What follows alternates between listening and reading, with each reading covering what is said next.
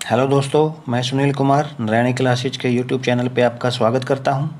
चलिए आज की वीडियो शुरू करते हैं।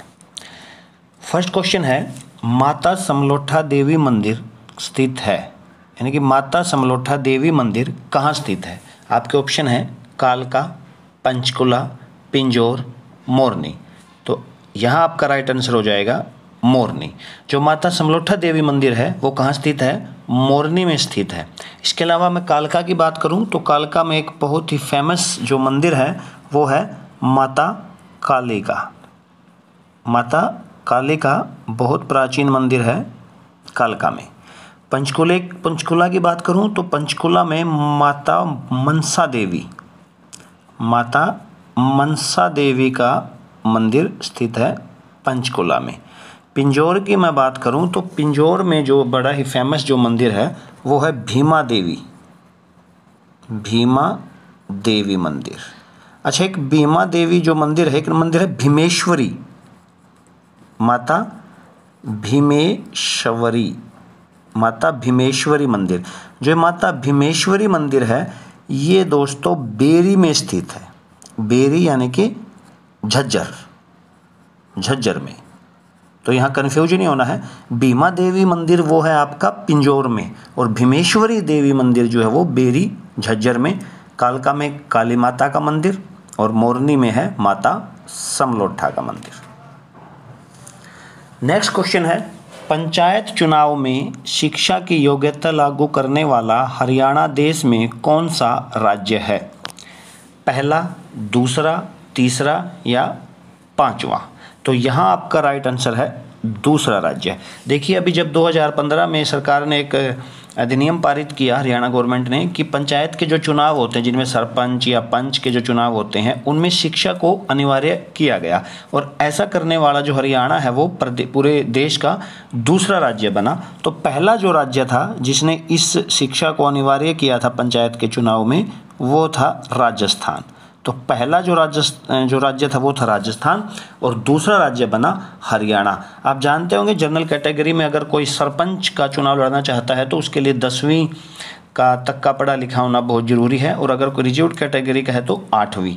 इसी तरह से अलग अलग कैटेगरी में शिक्षा को डिवाइड किया गया था। तो हरियाणा पंचायत चुनाव में शिक्षा की योग्यता लागू करने वाला कौन सा राज्य बना, दूसरा राज्य। नेक्स्ट क्वेश्चन है, समाज सुधारक पंडित बस्तीराम का जन्म कहाँ हुआ था। समाज सुधारक थे पंडित बस्तीराम जी।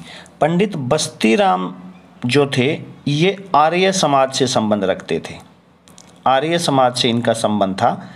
स्वामी दयानंद सरस्वती के संपर्क में 1880 में के दौरान ये स्वामी दयानंद सरस्वती के संपर्क में आए और तब से इन्होंने आर्य समाज धारण कर लिया और आर्य समाज के प्रचार और प्रसार के लिए इन्होंने कार्य किया।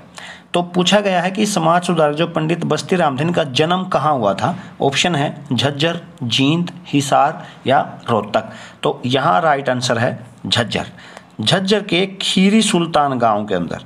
झज्जर में एक गांव है खीरी सुल्तान। झज्जर के खीरी सुल्तान गांव में पंडित बस्तीराम का जो जन्म है वो हुआ था और आर्य समाज के ये प्रचारक थे, प्रसारक थे और ये अंधे थे। ये भी आपको ध्यान रखना है। अंधे होने के बावजूद इन्होंने पंजाब, यानी कि उस समय हरियाणा नहीं था तो पूरा पंजाब, उत्तर प्रदेश का हिस्सा, राजस्थान तक की जो यात्राएं हैं वो पैदल ही की थी और आर्य समाज का जो प्रचार और प्रसार इन्होंने किया। तो पंडित बस्तीराम का संबंध जो है वो हरियाणा के झज्जर जिले से है। नेक्स्ट क्वेश्चन है, गुरु जम्बेश्वर को विष्णु का अवतार कौन मानते हैं। गुरु जम्बेश्वर जो हुए हमारे, उन्हें विष्णु का अवतार माना जाता है। तो उन्हें विष्णु का अवतार निम्नलिखित में से कौन मानते हैं। बिश्नोई समाज मानता है, सिख समाज मानता है, ईसाई मानते हैं या बौद्ध मानते हैं। तो राइट आंसर है बिश्नोई समाज। जो बिश्नोई समाज है वो गुरु जम्बेश्वर को विष्णु का अवतार मानता है। गुरु जम्बेश्वर का जो जन्म है वो 1451। गुरु जम्बेश्वर का जो जन्म है वो 1451 में राजस्थान में हुआ था। राजस्थान के अंदर इनका जन्म हुआ था और उन्होंने 1508 में 1508 में बिश्नोई पंथ की स्थापना की थी, ये ध्यान रखिएगा। जन्म 1451 में हुआ था राजस्थान के अंदर, लेकिन बिश्नोई पंथ की जो स्थापना है वो की थी 1508 के अंदर। और बिश्नोई जो शब्द है, ये इसका जो निर्माण है ये वैष्णव से हुआ है, और बिश्नोई शब्द का मतलब ही होता है विष्णु के उपासक। विष्णु का जो बिश्नोई शब्द उसका क्या अर्थ होता है? विष्णु के उपासक। तो ध्यान रखिएगा, गुरु जम्बेश्वर को विष्णु का अवतार मानते हैं बिश्नोई, जिन्होंने बिश्नोई पंथ की स्थापना कब की थी? 1508 में, और जो इनका जन्म है वो 1451 में हुआ था। नेक्स्ट जो क्वेश्चन है ये थोड़ा सा यहाँ मिस प्रिंट हो रखा है। निम्न में से हरियाणा के मुख्यमंत्री कौन नहीं थे पूछा गया है। ऑप्शन है बनारसी दास गुप्ता, जीडी तपासे, हुकम सिंह और राव वीरेंद्र सिंह। तो देखिए दोस्तों, बनारसी दास गुप्ता जो हैं ये हरियाणा के मुख्यमंत्री रहे हैं।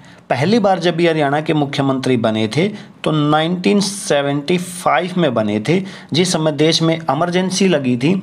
तो चौधरी बंसीलाल को, जिस समय मुख्यमंत्री थे वो 75 में, तो बंसीलाल को इंदिरा गांधी जी ने सेंटर में बुला लिया था और रक्षा मंत्री बना दिया था, और हरियाणा में बंसीलाल की जगह बनारसी दास गुप्ता को मुख्यमंत्री बनाया गया था।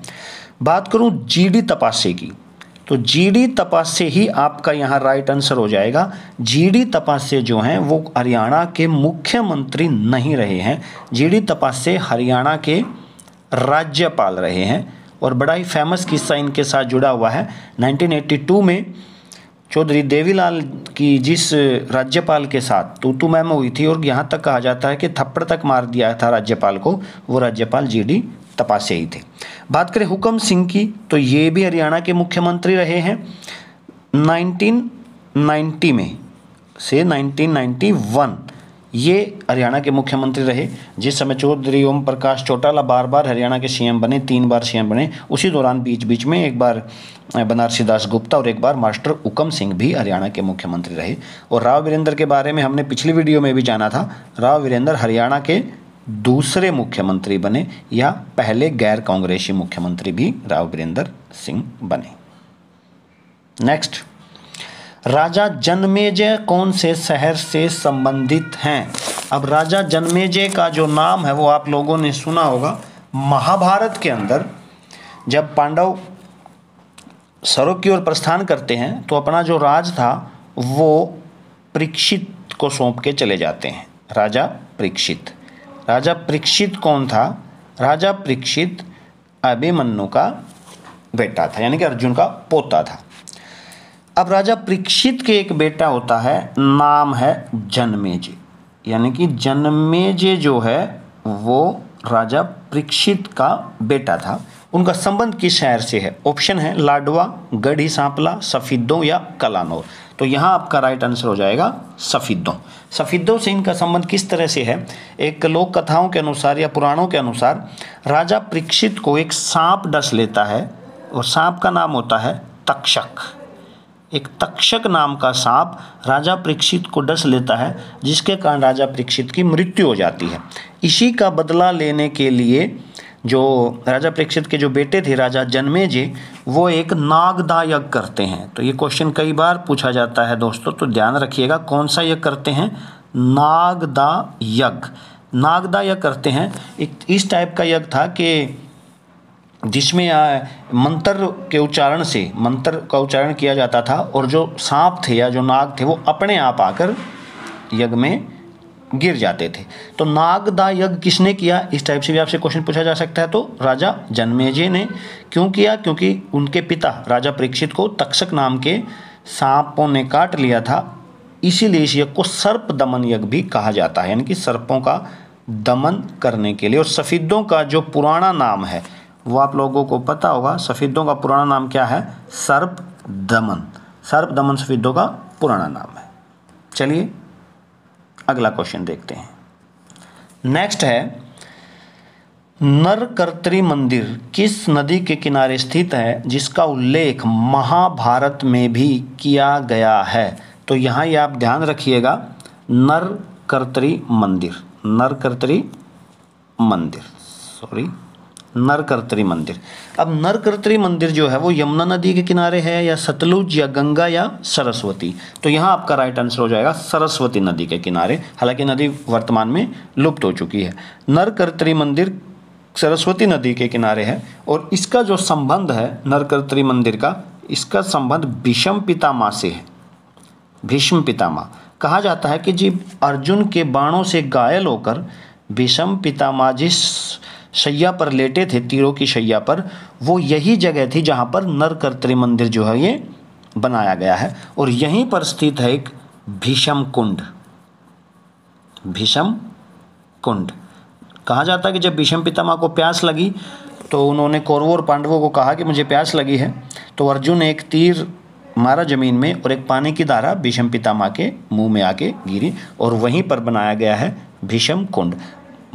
यानी कि नरकर्त्री मंदिर का संबंध भीष्म पितामह से है और भीष्म पितामह के किस घटना से कि जब वो शैया पर या बाणों की शैया पर जब लेटे हुए थे तो वहाँ जिस जगह पर वो लेटे हुए थे वहीं पर नरकर्त्री मंदिर स्थित है। यानी कि नरकर्त्री मंदिर किस नदी के किनारे पूछ लिया जाए तो सरस्वती नदी के किनारे, और कहाँ पर है ये पूछ लिया जाए तो कुरुक्षेत्र में।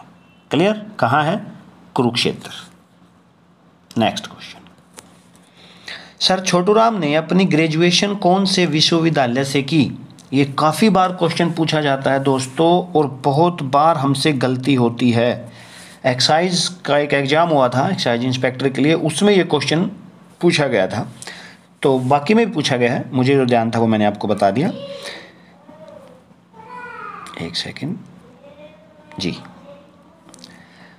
ऑप्शन है दिल्ली, आगरा, बेंगलुरु, मुंबई। अब यहाँ कन्फ्यूजन क्रिएट हो जाती है दोस्तों। क्या? क्योंकि छोटूराम ने दिल्ली से भी शिक्षा प्राप्त की है और आगरा से भी शिक्षा प्राप्त की है, तो यहाँ पर राइट ऑप्शन क्या हो? तो देखिए आज इस डाउट को थोड़ा सा क्लियर कर लेते हैं। क्वेश्चन है ग्रेजुएशन कौन से विश्वविद्यालय से की, या सिंपल ये पूछ लिया जाए कि सर छोटूराम ने अपनी पढ़ाई कहाँ से पूरी की, तो आपका आंसर हो जाएगा दिल्ली। क्या आंसर हो जाएगा? दिल्ली। और इस क्वेश्चन का भी राइट आंसर है दिल्ली। दिल्ली में कॉलेज है सेंट स्टीफन कॉलेज, बड़ा ही फेमस कॉलेज है सेंट स्टीफन कॉलेज, और सेंट स्टीफन कॉलेज से ही चौधरी छोटूराम ने अपनी ग्रेजुएशन की डिग्री कंप्लीट की। कब? 1905 के अंदर, यानी कि 1905 में उन्होंने अपनी ग्रेजुएशन कंप्लीट की सेंट स्टीफन कॉलेज दिल्ली से। और आगरा से इनका क्या संबंध है? अगर मैं आगरा की बात करूं तो आगरा से इन्होंने अपनी वकालत पूरी की। आगरा से वकालत की 1910 में, तो ये ध्यान रखिएगा। वकालत कहाँ से की अगर ये पूछ लिया जाए तो आपका आंसर होगा आगरा, और अपनी ग्रेजुएशन कहाँ से कंप्लीट की तो आपका आंसर हो जाएगा दिल्ली। छोटूराम के बारे में काफ़ी क्वेश्चन पूछे जाते हैं, अलग से एक वीडियो इनके बारे में हम बनाएंगे। बेस थोड़ा सा जान लेते कि छोटूराम का जन्म जो है वो 1881 गढ़ी सांपला रोहतक के अंदर हुआ था। चलिए नेक्स्ट, महाभारत के युद्ध में अभिमन्यु जाल में किस जगह फंसा? अभिमन्यु के बारे में सब ने सुना होगा, जब चक्रव्यूह बनाया गया था कौरवों के द्वारा और अर्जुन उस समय वहाँ युद्ध में स्थल पर मौजूद नहीं था, तो अभिमन्यु ही चक्रव्यूह के अंदर घुसा था चक्रव्यूह को तोड़ने के लिए। तो पूछा गया कि किस जगह पर वो जो जाल बनाया गया था जिसमें अभिमन्यु फंसा वो कहाँ था? ऑप्शन है अमीन, चक्रव्यूह, करनाल या कोई नहीं। तो यहाँ आपका राइट आंसर हो जाएगा अमीन। अमीन गांव का नाम अभिमन्यु के नाम पर ही रखा गया है और ये कुरुक्षेत्र में पड़ता है। नेक्स्ट है, स्वामी दयानंद सरस्वती ने रेवाड़ी पहुंचकर किसकी शुरुआत की? तो जब स्वामी दयानंद सरस्वती रेवाड़ी पहुंचे, आर्य समाज की स्थापना की उन्होंने यहाँ पर आकर, और आर्य समाज के प्रचार के लिए जो स्वामी दयानंद सरस्वती थे वो यहाँ पहुँचे थे हरियाणा के रेवाड़ी के अंदर। तो क्वेश्चन है यहाँ पहुँचने के बाद सबसे पहले उन्होंने क्या किया? भाई गुरुकुल खोला, गौशाला खोली, धर्मशाला बनाई या रंगशाला बनाई? तो राइट आंसर इज गौशाला। सबसे पहले जब वो यहाँ पहुँचे तो उन्होंने सबसे पहला काम क्या किया? गौशाला बनाई। 1880 के टाइम पे ये दयानंद सरस्वती जो है वो हरियाणा पहुँचे थे। तो दोस्तों ये थी हमारी आज की वीडियो। मिलते हैं कल एक और कुछ नए महत्वपूर्ण क्वेश्चन के साथ जो HSSC ने बार बार जो HSSC हर एग्ज़ाम में पूछती है। तो आज के लिए इतना ही, धन्यवाद।